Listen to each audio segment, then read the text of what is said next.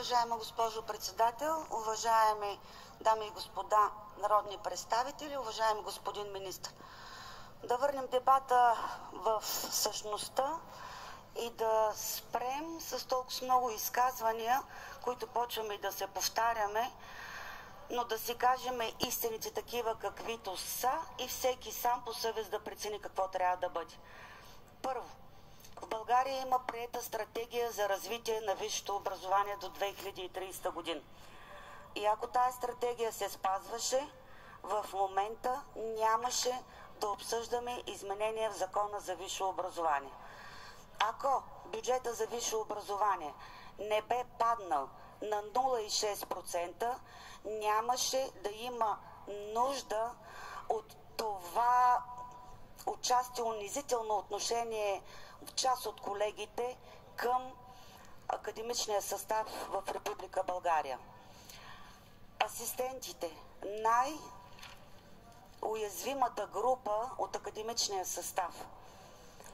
1810 лева заплата. Това са млади хора, които нямат трудов стаж и оттам нататък, като махнете данъците, те за тези пари работят.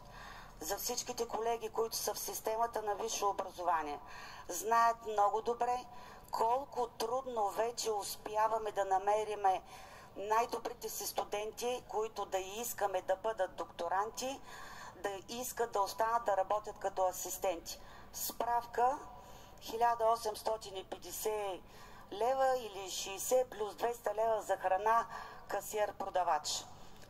Добре ли? 1810 лева заплата на асистент февруари месец 2024 година и един касиер-продавач получава повече отколкото асистент.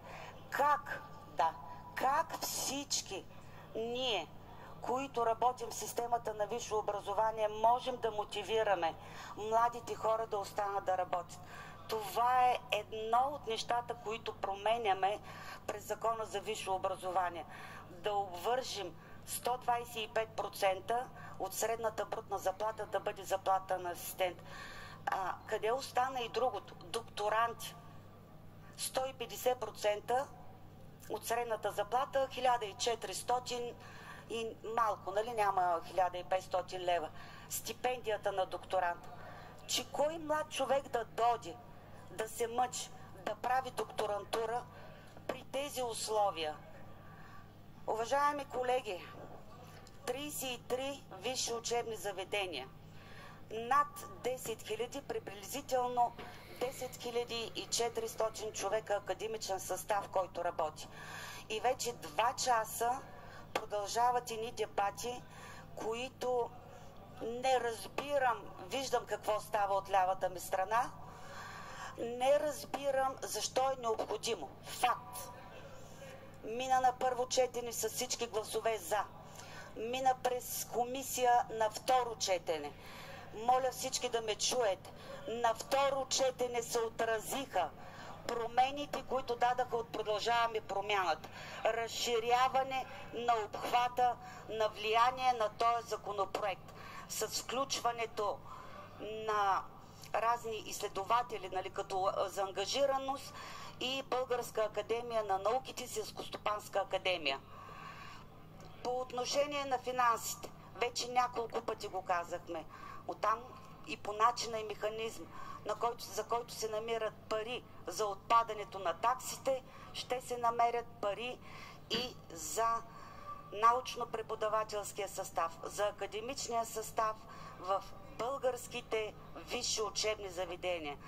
Тоест тия 10 400 човека, които работят само в държавните висши учебни заведения. Предпоследно нещо, което искам да ви кажа.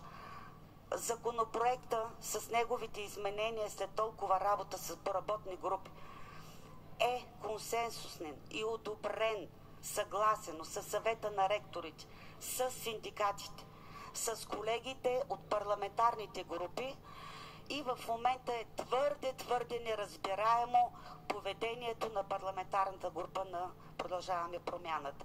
Последното нещо, което ще кажа, то е и емоционално, но само едно от всичките неща ще използвам и ще ви кажа. Не съм съгласна нито аз, нито от името на академичния състав някой да каже, че средствата са на калпак. 10 400 човека, които работят в системата на висшето образование, не са калпаци. Достатъчно дълго работиха на ниски заплати, на всичкото отгоре, за да могат днес да бъдат обиждани, че съм калпак. Не съм.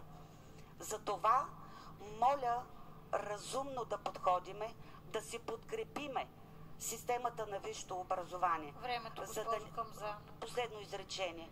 За да не бъдем след няколко години висше образование в пенсионна възраст. Благодаря ви.